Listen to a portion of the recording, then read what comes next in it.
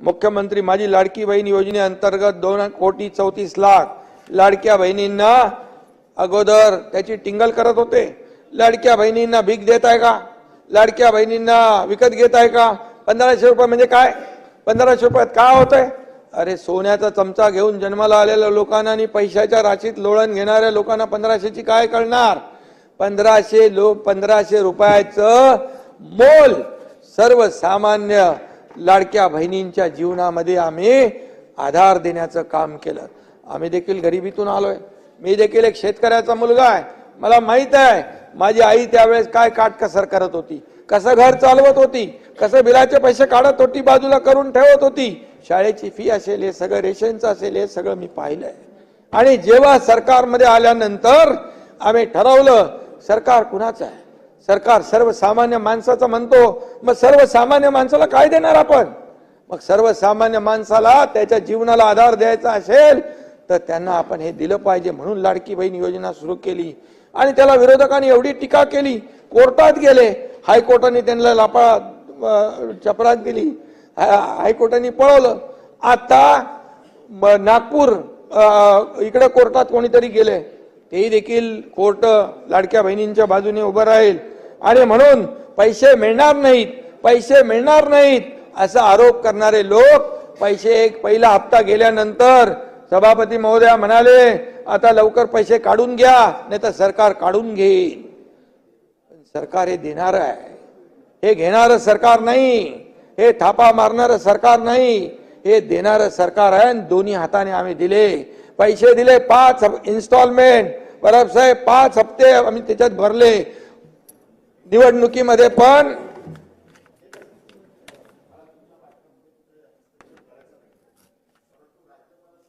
असतं ते राज्यपाल पुढच्या वर्षात आम्ही काय योजना करणार आहोत ते सांगतो। मागचं तुम्ही केलं त्याच्यामुळे तुम्ही तिथे परत आलात, त्याच्याबद्दल काही वाद नाही।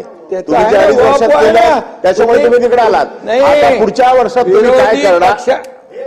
ऐका अहो परब साहेब तुम्ही वाचलं नाही,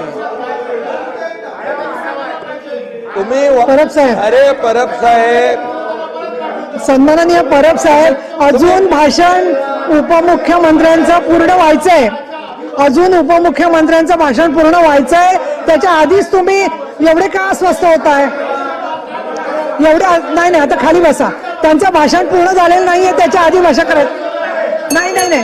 तुम्ही परब साहेब हे बरोबर नाहीये, परब साहेब हे बरोबर नाहीये। मुख्यमंत्री किंवा उपमुख्यमंत्र्यांचं भाषण सुरू होण्याच्या आधीच तुम्ही गोंधळ घालता आणि तुमच्या दोघांतल्या स्पर्धेमुळे दानवे उभे राहतात। खाली बसा दोघं, नाही त्यांचं भाषण पूर्ण होऊ द्या,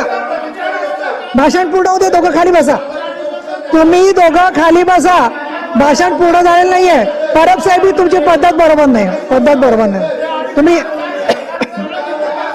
तुम्ही इतरांना नियम शिकवता आणि स्वतः असं वागतात।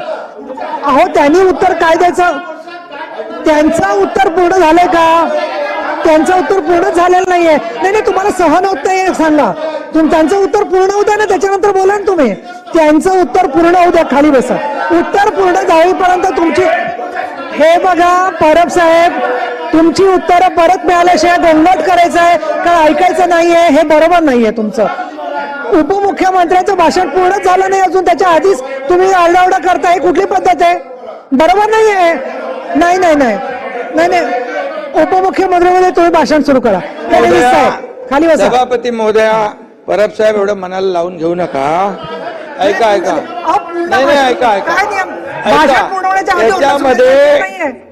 याच्यामध्ये विरोधी पक्षाच्या लोकांनी सरकारच्या 2.5 वर्षाच्या कारभारावर टीका केलेली आहे। आता मला काय केलं ते सांगायला नको? आणि टीका केली, म्हणाले काहीच केलं नाही, हे अभिभाषण चुकीचं आहे। या अभिभाषणाचा आणि सरकारच्या कामाचा काही अर्थोनार्थी संबंध नाही, असं नाही।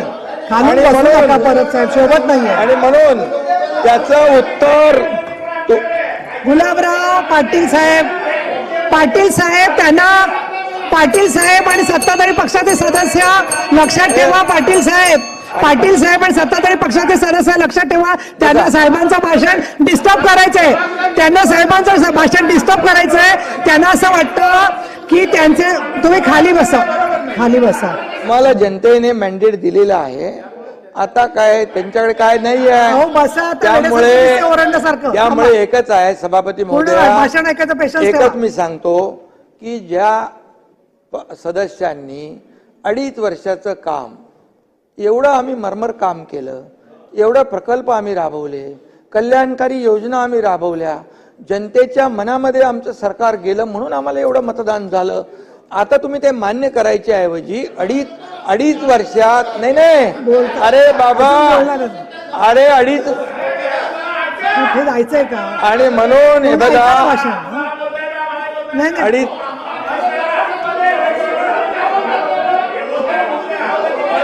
गुलाबराव खाली बसा.